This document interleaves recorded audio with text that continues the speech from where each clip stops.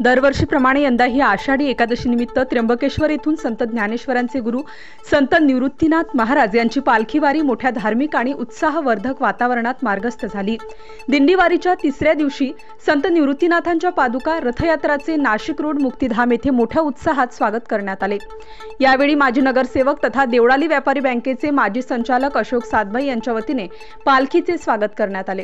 यावेळी अशोक सातभाई यांच्या वतीने शेकडो वारकरी बंधू आणि भगिनींना फळे आणि उत्साहवर्धक लेमन गोळ्यांचे वाटप करण्यात आले।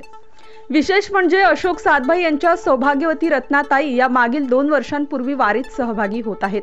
अशोक भाऊ हे केवळ राजकारण करत नाहीत तर वर्षभर विविध सामाजिक उपक्रम राबवत असतात।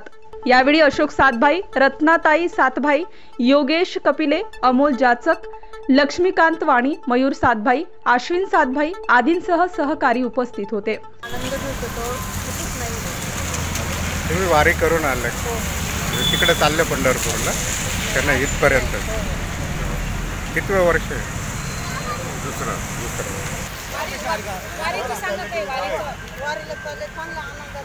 कुठून आले?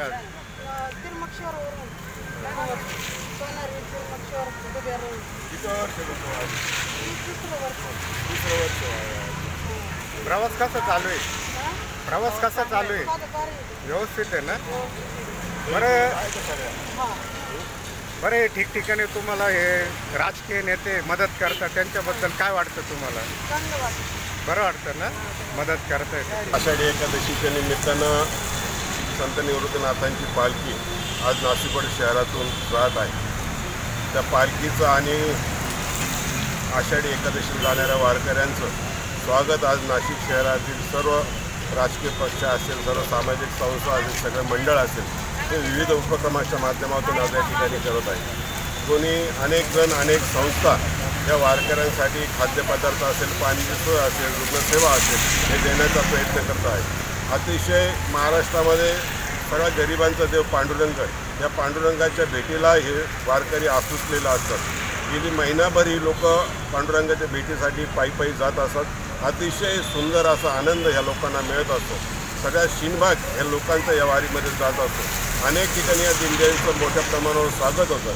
त्या स्वागतामध्ये ठिकठिकाणी त्यांना जेवणाची व्यवस्था केलेली असते, राहण्याची व्यवस्था केली असते, आंघोळीची व्यवस्था केली असते। अशा विविध प्रकारची सेवा या ठिकाणी या वारकऱ्यांची होत असते।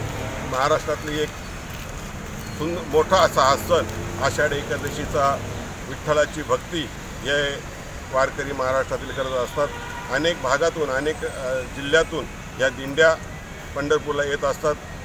ह्या वर्षी साधारणतः 25 ते 30 लाख भाविक या ठिकाणी जमण्याची शक्यता शासनाने वर्तवलेली आहे। नाशिक प्रशासनाच्या वतीनं अतिशय सुंदर असं नियोजन या महायुतीच्या सरकारने केलेलं आहे। त्यांनाही आम्ही मनापासून धन्यवाद देतो आणि वारकऱ्यांना मनापासून या वारीचं। नाशिक स्टार न्यूज साठी विजय खंडागळे, नाशिक।